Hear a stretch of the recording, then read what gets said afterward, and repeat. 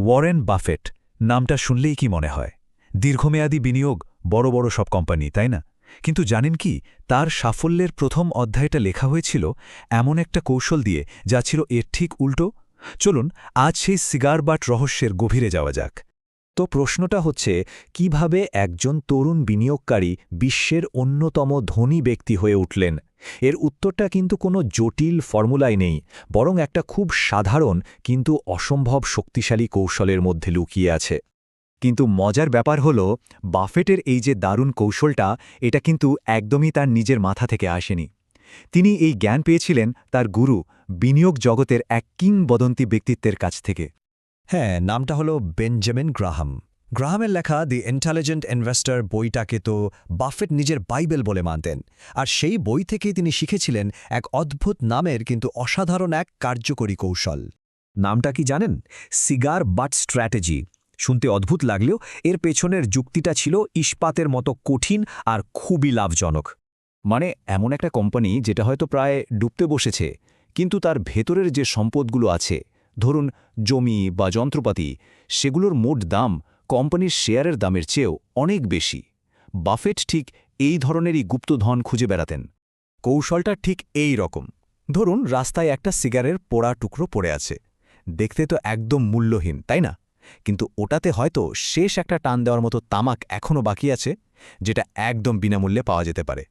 বিনিয়োগের দুনিয়ায় এই বিনামূল্যের টানটাই হল নিশ্চিত লাভ চলুন একটা সত্যিকারের উদাহরণ দিয়ে ব্যাপারটা বোঝা যাক ১৯৫০-এর দশকে বাফেট স্যানবর্ন ম্যাপ কোম্পানি নামে একটা সংস্থায় এই কৌশলটা প্রয়োগ করেছিলেন ব্যাপারটা সত্যিই অবিশ্বাস্য ছিল স্যানবর্ন ম্যাপ কোম্পানির প্রত্যেকটা শেয়ার তখন বাজারে বিক্রি হচ্ছিল মাত্র $৪৫ অথচ বাফেটের হিসেবে কোম্পানির আসল দাম ছিল শেয়ার পিছু $৬৫ তার মানে প্রত্যেকটা শেয়ার কিনলেই সোজাসুজি $২০ নিশ্চিত লাভ আর বাফেট ঠিক এটাই করলেন কম দামে শেয়ারগুলো কিনে নিলেন আর তারপর শুধু ধৈর্যের সঙ্গে অপেক্ষা আর ফল প্রায় ৫০% লাভ একবার ভাবুন তো সেই সময়ে দাঁড়িয়ে এটা তো এক কথায় অবিশ্বাস্য একটা রিটার্ন ছিল তো বাফেটের এই কৌশলটা তার সময়ের জন্য একদম যুগান্তকারী ছিল কিন্তু ১৯৫০-এর দশকের দুনিয়া আর আজকের দুনিয়া তো আর এক নেই তাই না প্রযুক্তির কারণে বিনিয়োগের জগৎটাই তো পুরো পাল্টে গেছে একবার শুধু কল্পনা করুন বাফেটকে তখন ধুলোমাখা ফাইলের পর ফাইল ঘেটে হাজারো কোম্পানির বোরিং রিপোর্ট পড়ে এ ধরনের সিগার বাট খুঁজে বের করতে হতো আর আজ আমাদের হাতে আছে আর্টিফিশিয়াল ইন্টেলিজেন্স বা এআই যেটা এই একই কাজ করে দেয় মাত্র কয়েক সেকেন্ডে বলা যেতে পারে এআই এর হাত ধরে এই সিগা বাট কৌশলের যেন একটা নতুন জন্ম হয়েছে এখন হাজার হাজার কোম্পানির ডেটা বিশ্লেষণ করে মুহূর্তের মধ্যে সেই সস্তার হিরে খুঁজে বের করা সম্ভব যা আগের থেকে অনেক বেশি ফাস্ট আর নির্ভুল পার্থক্যটা যে কত বড় সেটা এই চার্টটা দেখলেই পরিষ্কার বোঝা যায় দেখুন ২০১৯ সাল থেকে ভারতের নিফটি 50 ইন্ডেক্স যেখানে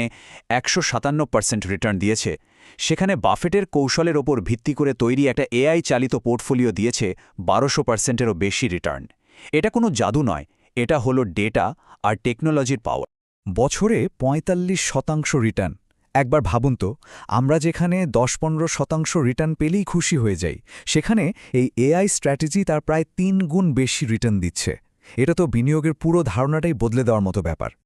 আচ্ছা এই এআই সিস্টেমটা কাজ করে কিভাবে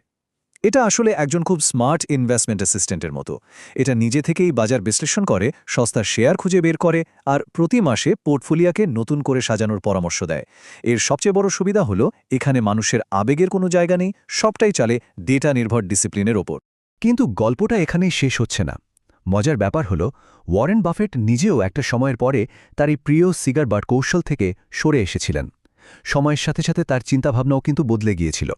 আর এই পরিবর্তনের পেছনে মূল কারিগর কে ছিলেন জানেন তার ডান হাত চার্লি মাঙ্গারই বাফেটকে শিখিয়েছিলেন যে সস্তার জিনিসের পেছনে না ছুটে ভালো কোয়ালিটির জিনিসের পেছনে ছোটা অনেক বেশি বুদ্ধিমানের কাজ আর এখানেই আসল পরিবর্তনটা আসে সিগার বাট কৌশলটা ছিল একটা মোটামুটি বা ফেয়ার কোম্পানিকে একটা অসাধারণ সস্তা দামে কেনা কিন্তু মাঙ্গারের দর্শন ছিল ঠিক এর উল্টো একটা অসাধারণ বা চমৎকার কোম্পানিকে একটা ন্যায্য দামে কেনা মানে ফোকাসটা ছিল কোম্পানির কোয়ালিটির ওপর শুধু সস্তা দামের ওপর নয় চার্লি মাঙ্গারের এই কথাটা বিনিয়োগের জগতে একটা নতুন দিগন্ত খুলে দেয় এটা আমাদের শেখায় যে বিনিয়োগ মানেই শুধু সস্তা জিনিস খুঁজে বেড়ানো নয় বরং অসাধারণ জিনিসের জন্য সঠিক দাম দেওয়া। তাহলে প্রশ্নটা হলো, আজকের দিনে দীর্ঘমেয়াদী সাফল্যের জন্য আমাদের কোন পথে হাঁটা উচিত? বাফেটের পুরনো সিগার বাট কৌশল নাকি মঙ্গারের কোয়ালিটি ভিত্তিক দর্শন? ভাবার মতো বিষয়, তাই না?